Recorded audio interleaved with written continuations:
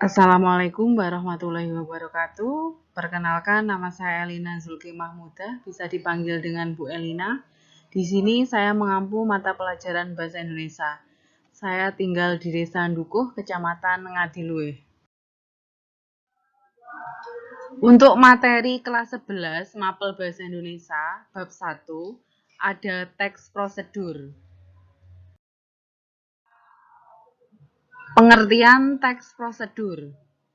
Teks prosedur adalah jenis teks yang menunjukkan dan menjelaskan sebuah proses dalam membuat atau mengoperasikan sesuatu yang dikerjakan melalui langkah-langkah sistematis dan teratur. Jadi intinya, teks prosedur itu berisi langkah-langkah. Contoh teks prosedur. Yang pertama, cara mematikan komputer. Yang kedua, cara membuat jus mangga. Yang ketiga, kiat menata rambut pendek, dan seterusnya. Ciri-ciri teks prosedur. Yang pertama, berisikan langkah-langkah. Kedua, disusun secara informatif. Tiga, dijelaskan secara terperinci. Empat, bersifat objektif atau apa adanya. Dan yang terakhir, menggunakan kalimat yang jelas. Maksudnya di sini, kalimat yang tidak membingungkan, kemudian logis, sesuai dengan urutan penjelasannya atau sistematis, kemudian singkat, maksudnya memuat informasi yang penting saja. Urutan penyusunan teks prosedur. Yang pertama, dari penting menuju tidak penting. Contohnya, prosedur melakukan perjalanan. Dalam menuliskan prosedur perjalanan, kalian harus menuliskan hal-hal yang penting terlebih dahulu. Misalnya tujuan perjalanan. Kemudian baru menuliskan hal-hal kurang penting. Misalnya beramah tamah dengan penduduk sekitar yang dituju. 2. Dari umum menuju khusus. Misalnya, prosedur memesan penginapan, masih secara umum. Penginapan itu kan masih secara umum. Prosedur ini dapat dirinci kembali, yakni prosedur pemesanan hotel melati, hotel berbintang, dan villa. Ini sudah khusus. Kalau tadi kan hanya memesan penginapan, kalau ini kan pemesanan hotel melati, hotel berbintang, dan villa, berarti sudah khusus. 3. Dari tahap awal hingga akhir. Misalnya, prosedur mendirikan tenda, yakni mulai dari pemilihan tempat hingga pemasangan tenda dan penataan halaman perkemahan. Berarti dari tahap awal hingga akhir.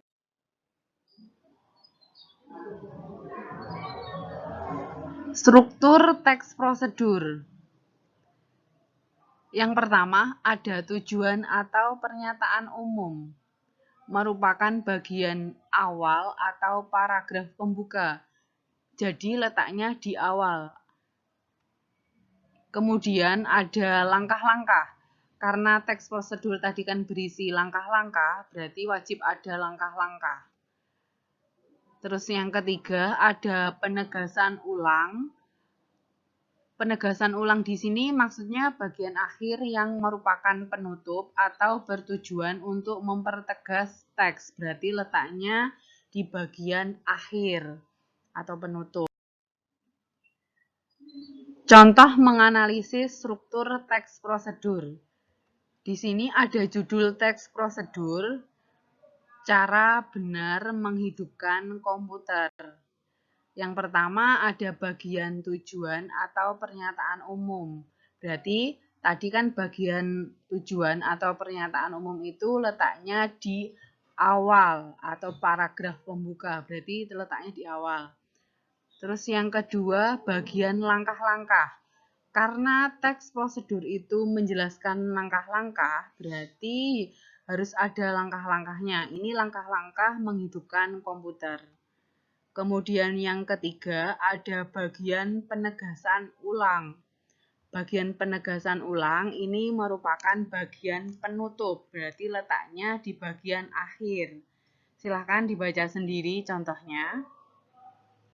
Kemudian dalam sebuah teks prosedur tidak harus ada 3 struktur lengkap, yakni pernyataan umum, langkah-langkah, dan penegasan ulang. Tetapi jika hanya bagian langkah-langkah saja, itu juga sudah dinamakan teks prosedur. Berarti tidak ada bagian pernyataan umum, tidak ada bagian penegasan ulang, yang ada cuma langkah-langkah, itu sudah dinamakan teks prosedur. Ciri-ciri kebahasaan teks prosedur. Yang pertama, ada penanda wacana. Penanda wacana di sini adalah perkataan atau rangkaian perkataan yang berfungsi merangkai pernyataan untuk melanjutkan suatu pernyataan selanjutnya. Penanda wacana dalam kalimat ditandai oleh kata pertama, lalu, setelah itu, kemudian, selanjutnya, dan akhirnya. Contoh, petugas CS meminta Anda mengisi formulir. Selanjutnya, Anda harus membayar sejumlah uang. Antara kalimat pertama dan kalimat kedua, itu kan ada kata selanjutnya. Nah, kata selanjutnya inilah yang disebut penanda wacana. Nomor 2, ada kata ganti atau pronomina.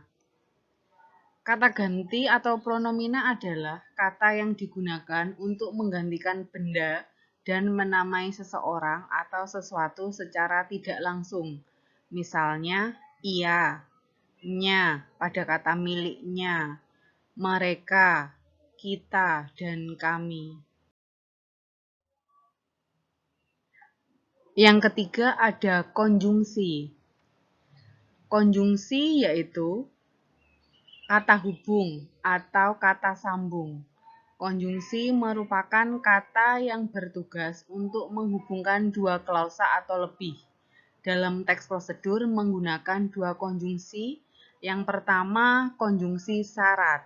Contohnya ada kata jika, apabila, seandainya, dan seterusnya.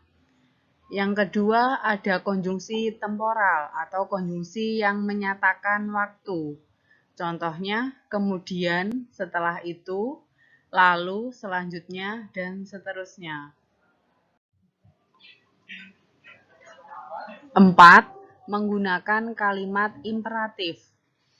Kalimat imperatif yaitu kalimat perintah. Contohnya, setelah itu masukkan adonan ke dalam loyang.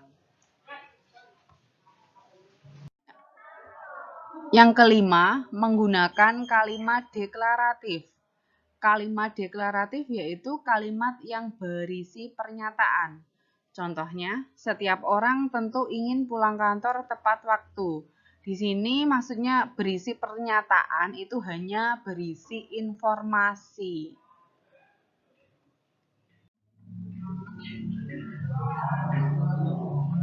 Yang keenam, menggunakan kalimat interrogatif. Kalimat interrogatif yaitu kalimat yang berisi pertanyaan. Karena berisi pertanyaan berarti diakhiri dengan tanda tanya. Kalimat interrogatif dibagi menjadi dua. Yang pertama, kalimat interrogatif yang menuntut jawaban iya atau tidak. Contohnya, apakah Anda mengenali petugas? Di situ kan jawabannya bisa iya, bisa tidak. Yang kedua, kalimat interrogatif yang menuntut jawaban berupa informasi. Contohnya, siapakah yang menolak tuduhan? Itu kan jawabannya berupa informasi, berarti nama orang. Sekian pembelajaran pada bab 1, yaitu teks prosedur. Semoga bermanfaat. Saya akhiri. Wassalamualaikum warahmatullahi wabarakatuh.